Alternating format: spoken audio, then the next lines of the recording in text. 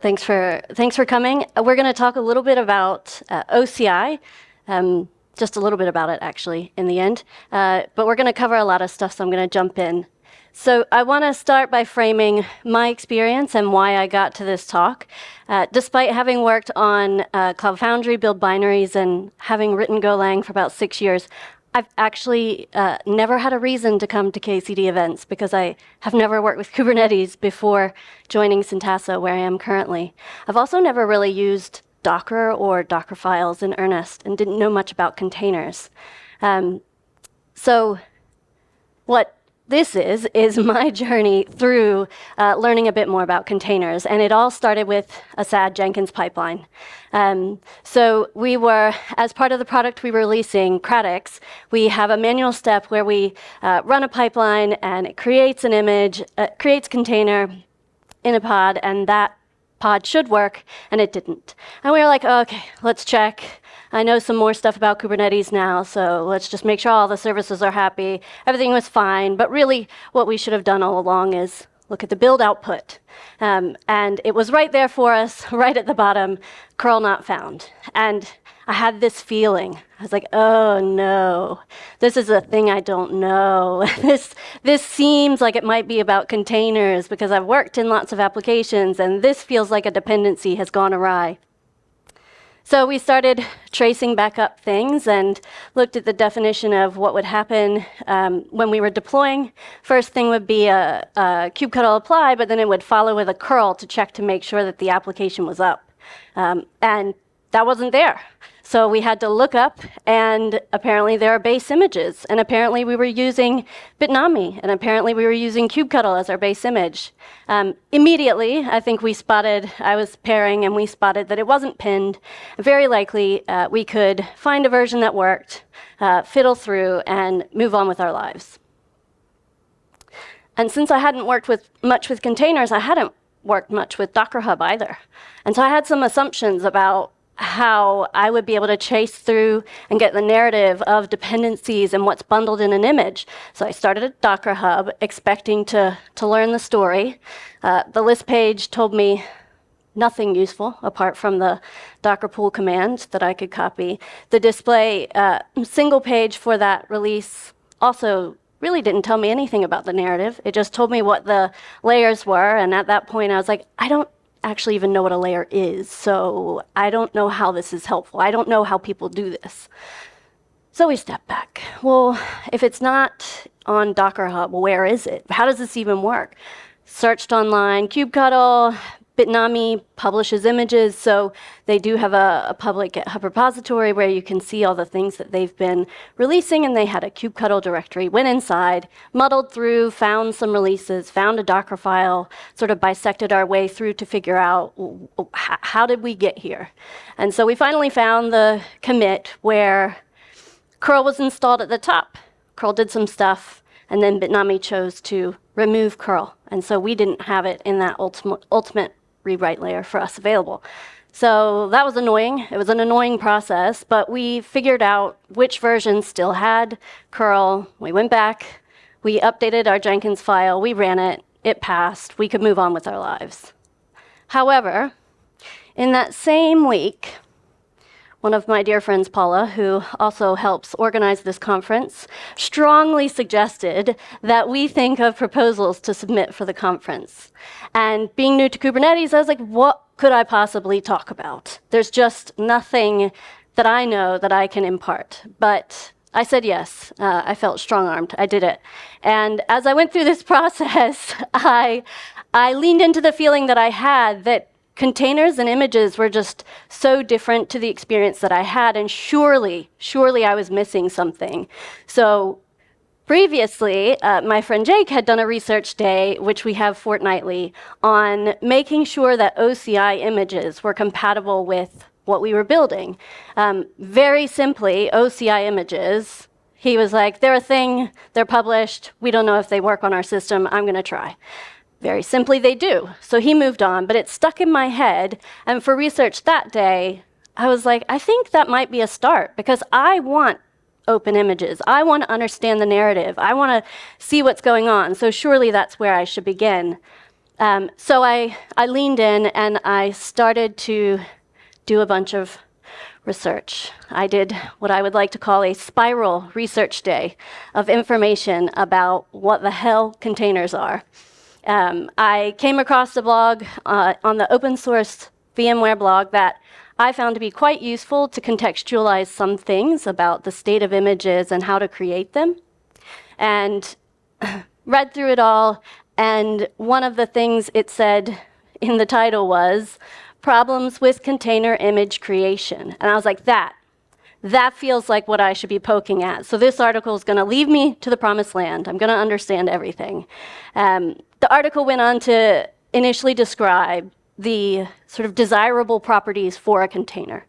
And at this point, I was wrapping my head around things and made sense, right? Containers mean isolation, that's what you want. So similar to writing applications, you're going to want to create something that if you run it in one place or another, it's going to yield the same results.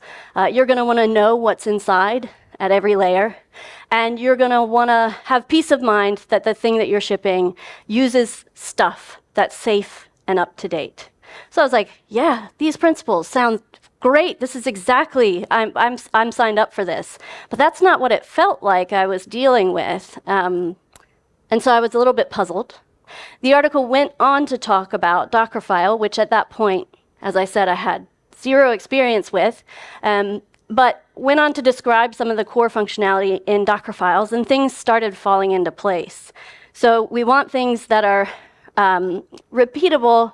We want things that have identifiable contents, but then a Docker file is really a set of commands, and industry practice often means that you'll run things like updates. You will create files in the system in the build process. You will perform non-deterministic operations. Essentially, that container is not going to look like you think it is every single time. It's going to be different.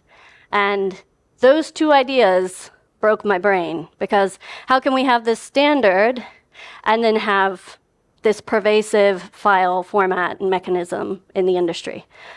So there was a lot of frustration, and I realized that I probably didn't quite know enough for that frustration to be warranted. And as with most things, without having context, it's easy to get really upset. So I stepped back, and from that article, I started looking at today. So I didn't limit anything about my search. I just started pulling threads and seeing what would come out. And I read about many things, and my head hurt. But it was very interesting. I was like, this is crazy how many things are happening and how much opinion there is and all sorts of stuff. But I was not pulling these thoughts together. I didn't quite get to a point where I was like, oh, okay, here we go. This is how it all makes sense. And what I realized was, first of all, I was pretty worn out by it all. And second of all, I probably needed to step back. And I probably needed to learn a little bit more about the fundamentals before dropping into today's context. And that's what I did. I did a bit of a rewind. And I decided to change scope on this deep learning that I was doing for this conference talk that I agreed to on a topic that I didn't know. And wanted to step back and say, what are containers anyway? What is this? What's going on? How do we use them? How did we get here? And what's going to follow is some points in time in history, some things that I learned, and maybe it'll be new to you, maybe it'll be interesting, but let's see. So it does start quite a long time ago, from what people say on the internet. In the 1950s was the first idea of multi-programming. So from that perspective, multi-programming is thinking about simple context switching, thinking about multiple CPUs, and thinking about dedicated input-output for a single thing. And similar to today, from all the research I had done up to that point, it had a lot of discussions about the trade-offs on things like security versus performance versus portability versus complexity. But that's where it stopped. It evolved to that bit, and then it was couple decades later before we got to a point that there was another sort of inroads progress point in time, and that was in the late 70s, early 80s, when BSD introduced a new command called change root. And change root essentially gave this first nod toward true isolation, where for a given process you could run this and then isolate that process to where it was and not to the entire system. So it's the first nod toward isolation. But it was a while until really the industry started looking toward containerization. It was the early 2000s that things really started taking shape. So up to that point, there was a lot of personal computing, business computing evolution that was happening. There was also virtual machines. But in the early 2000s, first a few companies and organizations came up with a couple of things that started really pushing things forward. So Linux virtual server, FreeBSD created this idea of jails. Sun Solaris at the time created the concept of zones. OpenVZ from Virtuoso was the idea of containers in their world. So all these different ideas started to come together to formalize what it was. But they were all different pieces of technology that pushed the envelope. But in terms of adoption, it was really open to bigger companies that had enterprise budgets with the type of expertise you needed to get this kind of thing up, running, and being managed. The next big thing that happened is that a Google project, Process Containers, came out in 2006, and they were working off the back of their internal orchestration systems, Borg, Omega, and they evolved towards something that ultimately, unlike the previous slide, got merged into Linux core as control groups. And this was the first time where it was about processes that were limited, but on top of that, it was about managing those processes, thinking about what is the underlying machine, the CPU, the memory, the network, and how do you restrict this process or this group of sub-processes through what came to be control groups. And so that was merged into Linux in 2008 in the version 2.6.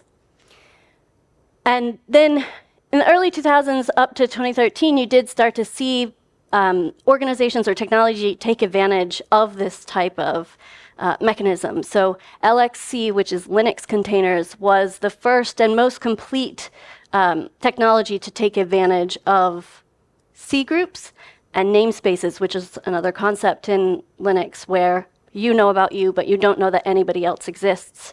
And LXC then paved the way so Google introduced a project, let me contain that for you, off the play of let me Google that for you. And that project really tried to formalize and take to the next level the work they were doing with process containers and the industry expertise they had around the orchestration they had been doing for a while. And then Cloud Foundry also had the concept of Warden. So again, you'll see pieces pull through to this. So Warden, in my head for the first time, I was like, Warden, jails, BSD jails, oh, it all comes together. So all this stuff was sort of early days, but things fundamentally changed in 2013. And they changed from what we were looking at previously, which is classified very generally as operating system virtualization, into what we now know as containerization. And what happened in March 2013 at All Things, a Python conference, and at all types of meetings, a 5-minute lightning talk, where this guy, Solomon Hykes, from a company called .cloud, introduced to the world this concept called Docker. And he very quickly ran through a demo and talked about why this thing was important. They had been working with customers in .cloud as a platform as a service company, and they had taken all the grunt work of the underlying close to the kernel stuff to create isolated containers, and they wanted to give it to the world. So they wanted to say, here's this thing, it makes your life easier, it makes it easier to move in this direction that we think is best practice. Take it, and we want your help, and we want your feedback, and we want you to work with us. Different to anything else that I've talked about before. and the nod to the history is you'll see here that even early days Docker architecture used all of those Linux concepts, used LXC itself initially, and built its entire sort of system around that.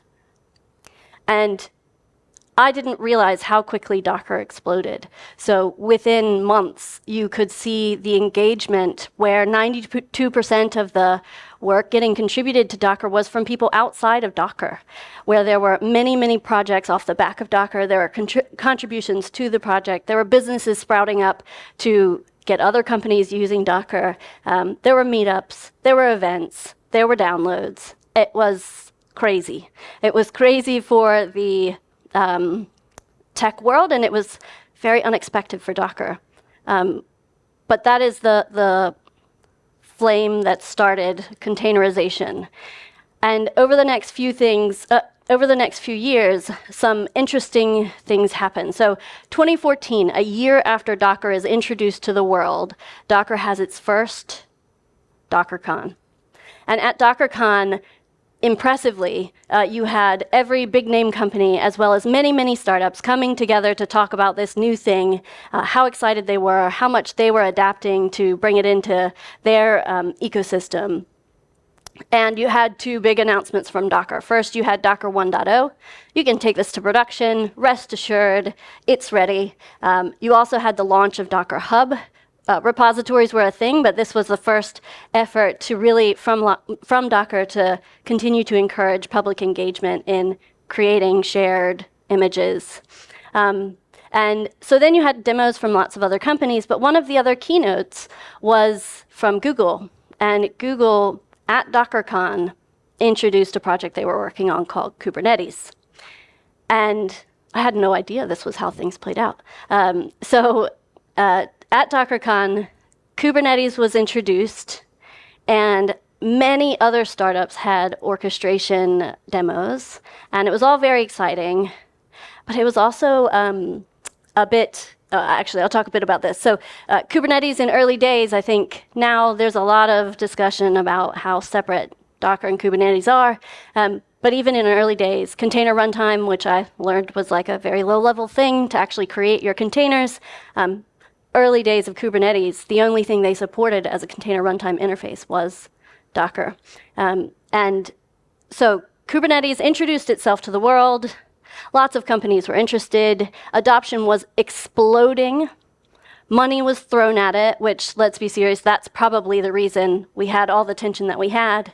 But there were a lot of competing concerns. There was this race, and at the end of the day, there was a lot of competition and a lot of tension. And there were a lot of folks wanting competing standards with really strong opinions. And it was very much in the face of an effort to try to grow an open source community around this idea of containers. So 2014 was a tense year. But like most of this, it passed quickly. 2015 was a year where things started to move forward together. So two things were announced in 2015 that I thought were interesting. The first was the Cloud Native Computing Foundation. And that was a Google brainchild. Craig McCluskey, a product manager for the Kubernetes project, realized that at that point, Kubernetes was open source, but it lived under the Google organization in GitHub. It had the same CLA as Google products, and really it was OpenShift and Google building this thing out.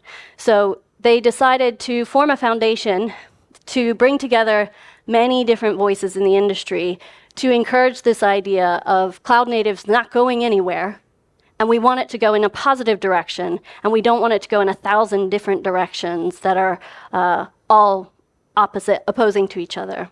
So Cloud Native Computing Foundation was announced in July, and at the announcement, it was also announced that Kubernetes had graduated to 1.0. It was production ready, and they immediately donated Kubernetes out of the Google organization and over to the Cloud Native Computing Foundation as its first seed technology.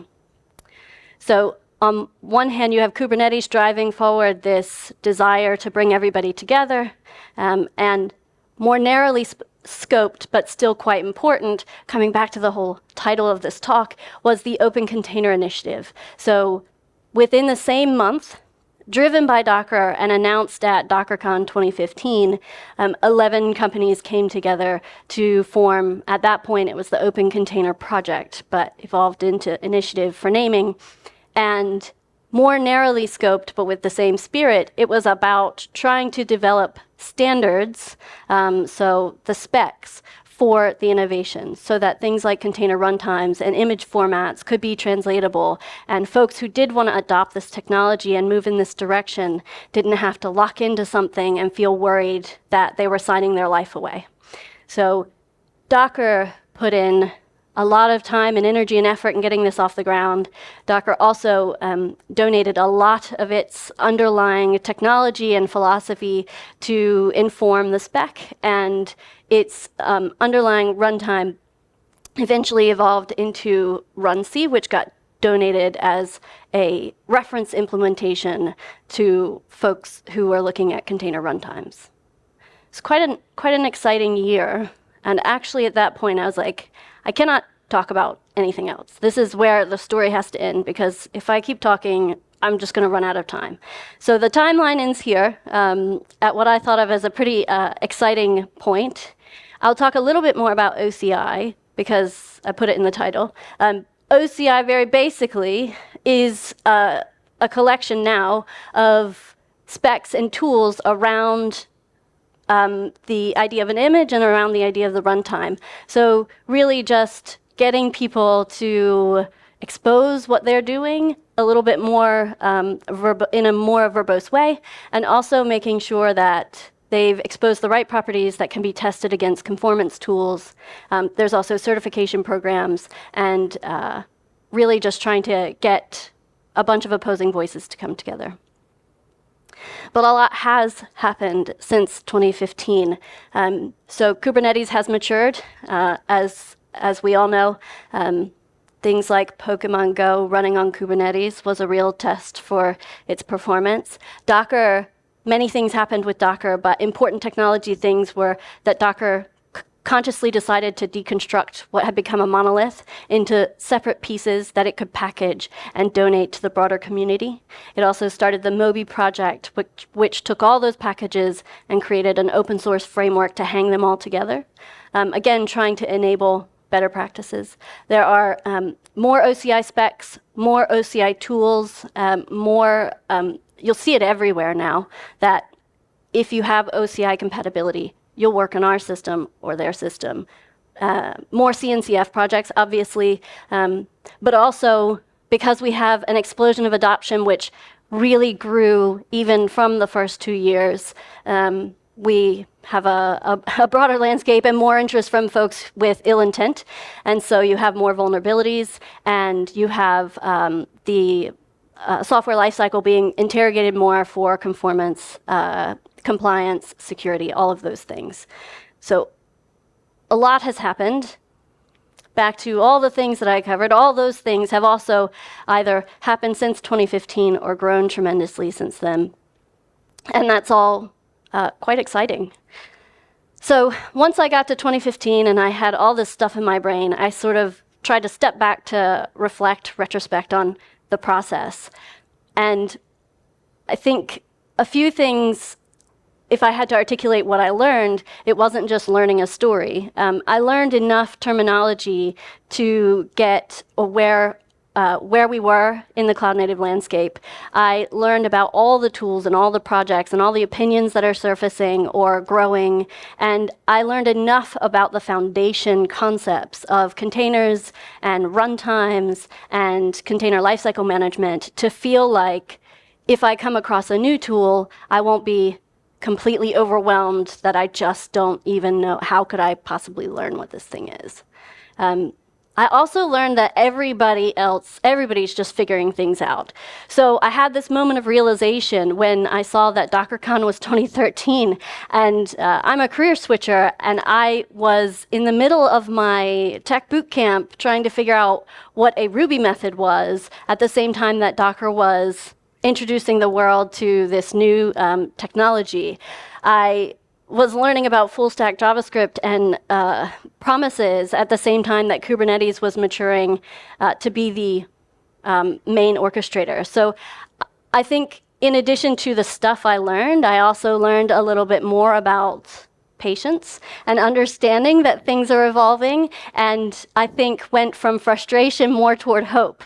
Like, how much have we done in this short time frame? And anybody who says containers have been around for a very long time, honestly, is speaking nonsense, because containers as a concept, especially with the level of sophistication that we have now, is still quite new, which for a group coming to a conference about community days means that there's just so much to contribute. And at a meta level, what I would say at the end of this process, while it was hard at points and while I freaked out at other points, I would do it again. So I think what I would leave you with, apart from the technology, is that if you do get an opportunity where somebody strongly suggests that you do a talk and you have to figure it out, say yes. And if you feel like you have this block and every time you hit against something, you're just so confused you don't even have something to hook onto, lean into it rather than ignoring it, even if it's not part of your day-to-day product delivery. And also try to listen to yourself about when to go wide versus when to go deep. I think I could have spun my wheels forever on the tools that are out there today, but I think it was important for me to go wider at a certain point, and I'm glad that I did pivot when I did. So I'll leave you with that. Go forth and learn, and thanks for listening.